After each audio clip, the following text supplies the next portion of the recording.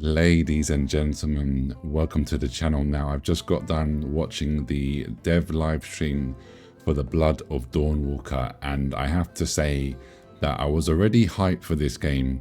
If you caught my previous video on this game, I was already hyped then because the devs, most of the devs in this team at Rebel Wolves, which is a new studio, most of those guys and girls have come from making The Witcher 3.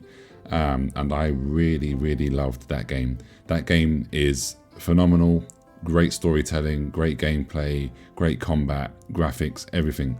Amazing game.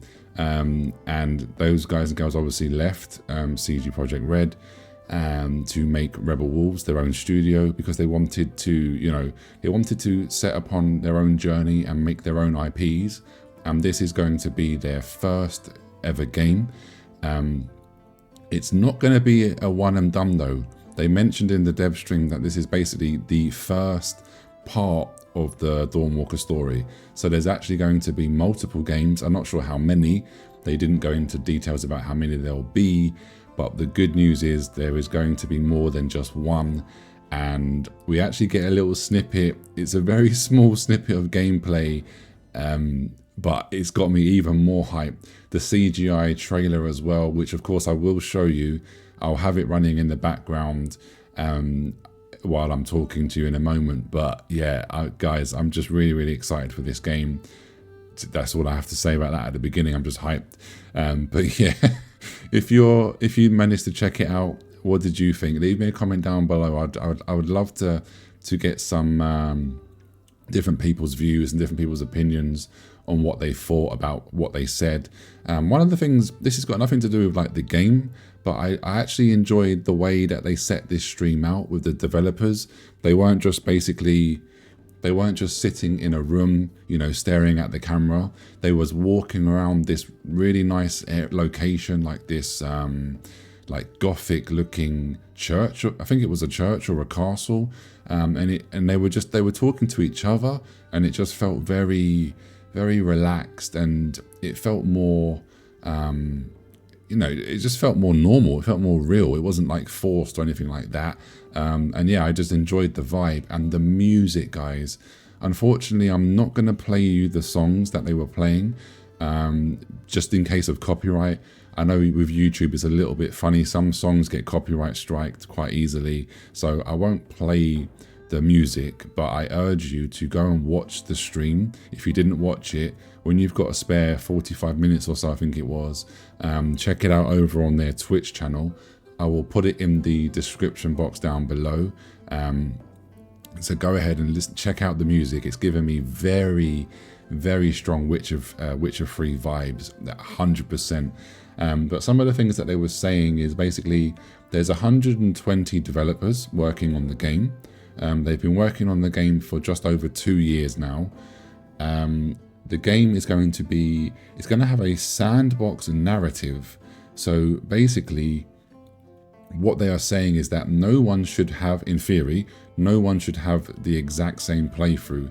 Now, what intrigues me, what interests me, and what I'm intrigued about with this is how different, how many possibilities is there going to be? Like, for example, if I played through the game, 1 to 2 to 3, 4, 5 times, is my experience really going to be completely different? Or is it going to be like certain parts of the game is going to change? That's what we're going to have to wait and see and find out. Which again, I think is amazing as well, because then it keeps the game fresh. And it then enables you to, because it's a single player game. Normally in single player games, a lot of players do just one, they play it once and then they're done with the game. Other players like myself like to try and get all of the achievements done. Some players like to run through it on normal first and then play it again on, the hardest difficulty. It just depends on the player, of course, but the fact that they're saying that the playthrough should be different for everybody, that gives you even more reason to want to play it again and try and see what you can spot, what's changed, and what maybe there's multiple endings, stuff like that. So that's going to be really good. Now, a Dawnwalker is basically like a hybrid vampire. So you're quote unquote, you're a human during the daytime, and then you become a vampire after dusk. So think of it like, you know, Blade is a day walker, as they said. You know, he is a vampire, but he can walk around with the humans during the daytime. So this is basically the same thing. During the dawn, you're able to walk around. Then when it's dusk, you become your true vampire self. Now, they were saying that the game is based on Balkan and Romanian like areas, and it has a touch of obviously Polish influence, because most of the developers are from Poland, I believe. And the vampires, they hold a blood mass at the church, which is what they call a blood tax. So you have to go in there, whether you're old, young, sick, child, whatever you are, you have to go there and pay your tax in blood. And if you're a criminal, then basically it's over for you. You're basically going to be drained dry. You're not even going to be turned. You're going to be eliminated. It's going to be over. So yeah, make sure you got to respect the rules and not take the mickey. So again, like I just said, I want to reiterate that this is going to be the first chapter of their brand new role-playing saga. So I reckon possibly we're going to get a trilogy, fingers crossed. And again, it's going to be set in the 14th century Europe, where they say that bloody conflicts sweep the lands and the Black Death comes for the survivors. In the wake of the disasters claiming thousands of lives, the decimated human population struggles for survival. It's a moment of weakness, and that's all they needed. So the vampires saw that there was a lot of turmoil going on, there was a lot of blood being spilled, and they swooped in. They saw the weakness, and that is it. They've come to take over, basically, and be in charge. So the vampires seize their opportunity. They walk out of the shadows, and they claim what they've been denied for centuries: freedom and power that comes with it. Other creatures of the night follow their lead. Legends turn into reality, and history as we know it will never be the same.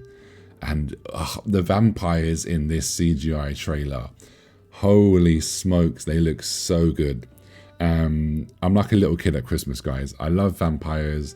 I love really good RPG games, story-driven narratives, and yeah, this is just making me really, really happy now. The only thing I'm hoping is we don't have to wait so long, because they did say in the stream, the question was brought up, when do we have a release date? And they said, basically, she said no. Currently, they're not able to share a release date. Obviously, as soon as they feel comfortable enough, then they will share a release date. So it could still be released in 2025 this year. Obviously, we're looking at the end of the year, but I'm going to assume it's going to be 2026. Hopefully, first quarter, maybe summertime, but I don't know. I just hope it's not too long to go.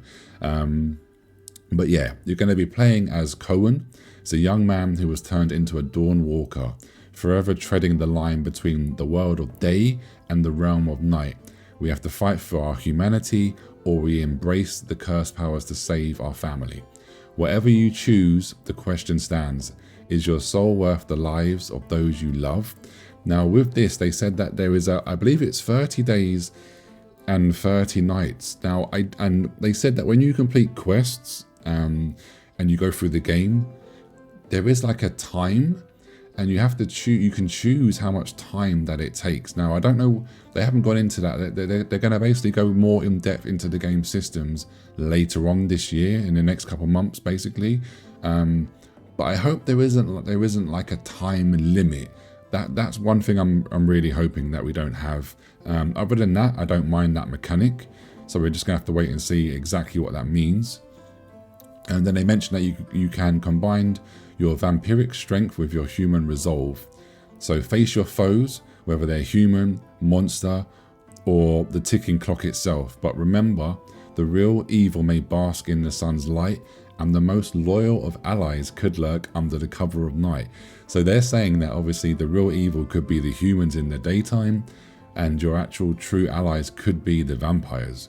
So we're going to have to decide, as we're playing through the game, decide which path to follow and whom to trust in this narrative sandbox. And yeah, that is really all I've got to say. Like I said, this video, they didn't really go into big depth. There was more giving us the lore and the story and the reasons behind why they wanted to make this game. So like I said, I would urge you to check out the full stream yourself when you've got a moment. But guys, I just wanted to bring this to the channel because I did say on my first video that I would definitely be coming back after I've watched the stream, and let you guys and girls know whether I was excited, more hyped or less hyped. And I'm definitely more hyped after watching that very, very small snippet of gameplay. And also, by the way, they did say during summer, we're going to actually get a proper in-depth look of the gameplay and the systems. So really, really hyped for that. But anyway, hope you've enjoyed this one. I hope you're looking forward to this game as well, because I certainly am. Look after yourself, stay safe, and I'll see you soon. Peace.